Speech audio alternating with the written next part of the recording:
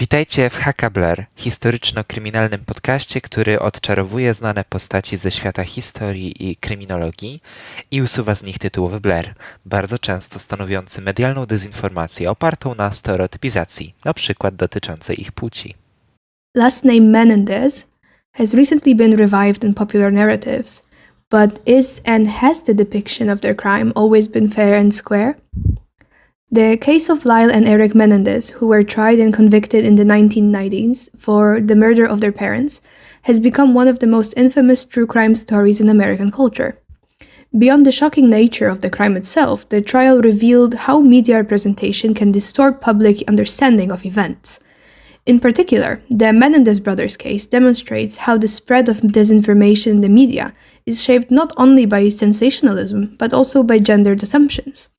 By comparing the way the brothers were portrayed to how similar female defendants have been treated, we can only see the subtle yet powerful role that gender plays in framing narratives for public consumption. So, when it comes to media sensationalism and the Menendez case in general, from the beginning the case attracted massive media attention. The combination of wealthy victims, Beverly Hills luxury, and seemingly spoiled children who turned into parasites was irresistible to journalists and television procedures. The brothers were quickly framed in headlines as cold-blooded killers driven by greed. This framing shaped the public's perception long before the full details of the case, including allegations of long-term sexual and psychological abuse, were brought to light during the trial. The media's insistence on portraying the brothers as manipulative, calculating, and fundamentally untrustworthy played a central role in discrediting their defense. Although they testified to years of abuse at the hands of their father, the dominant media narrative suggested that this testimony was a fabrication designed to escape punishment. Tabloids and televised commentary often mocked or dismissed their claims, framing them as opportunistic liars rather than potential evidence of trauma. In doing so, the media helped establish a simplified good versus evil story with the brothers cast as villains. What makes the Menendez case especially revealing is how gender influenced the credibility of their claims.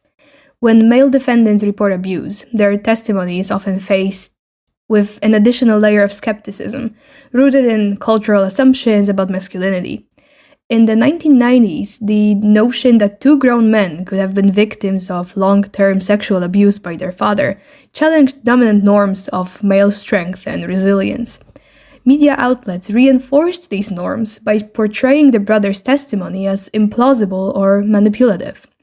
By contrast, though, when women have claimed abuse as a motive in similar cases, the media response has often been more sympathetic, even if still sensationalized. For example, cases involving battered women who killed abusive husbands have been framed around themes of victimhood and survival. Although such women also face skepticism, they are more likely to be depicted as tragic figures whose violent actions were a last resort. The gendered disparity lies in the cultural scripts available. Women are seen as potential victims, while men are expected to be invulnerable. This asymmetry allowed the media to more easily dismiss the Menendez brothers' claims of victimization. The spread of disinformation in this case did not come only from outright lies, but from selective reporting and emphasis. Media outlets repeatedly highlighted the brothers' extravagant spending in the weeks following the murders, presenting this behavior as proof of guilt and greed.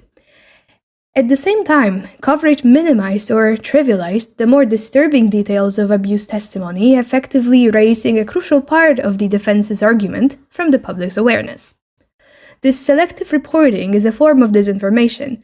It gives audiences an incomplete and distorted picture of reality.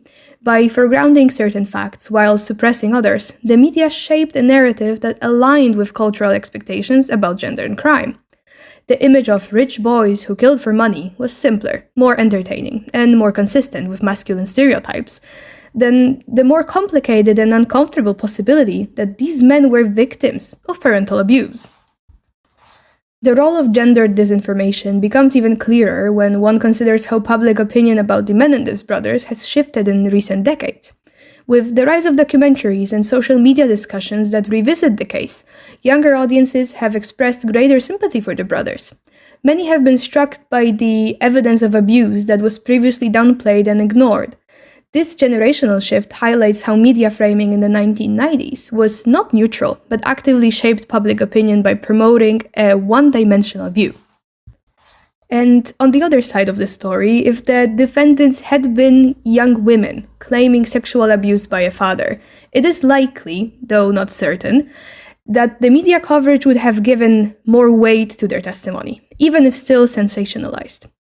The refusal to extend the same narrative space to male victims reveals how deeply gender expectations guide the construction of truth in the media. This, in turn, demonstrates how disinformation is not only about false facts, but also about gender silences and omissions. The Menendez case provides a striking example of how disinformation in the media intersects with cultural beliefs about gender. Journalists and broadcasters did not merely report facts. They constructed a story that resonated with familiar archetypes. These archetypes were shaped by gendered ideas about who can be a victim and who must be a perpetrator. By framing male defendants as incapable of being genuine victims of abuse, the media perpetuated a disinformation cycle that both misled the public and reinforced harmful stereotypes about masculinity. This example raises broader questions about how media systems treat abuse disclosures depending on gender. The trial of LYLE and ERIK Menendez was not only a legal spectacle, but also a cultural moment shaped by media disinformation. The way journalists and broadcasters framed the brothers' testimony illustrates how gendered expectations influence which narratives gain traction and which are dismissed. The dismissal of their abuse claims, the emphasis on wealth and greed, and the refusal to acknowledge male vulnerability reveal how disinformation can spread not just through false reporting, but through selective framing grounded in gender norms. Revisiting the Menendez case today allows us to see how gender continues to shape media narratives and public opinion. It challenges us to question the stories we are told and to recognize how cultural assumptions can distort reality. Ultimately, the case reminds us that combating disinformation requires not only fact-checking, but also awareness of how gendered biases structure the very way stories are told. Wysłuchaliście Blurr, historyczno-kryminalnego podcastu odczarowującego znane postaci podlegające dezinformacji. Podcast powstał w ramach międzynarodowego projektu G-Lens współfinansowanego ze środków Unii Europejskiej.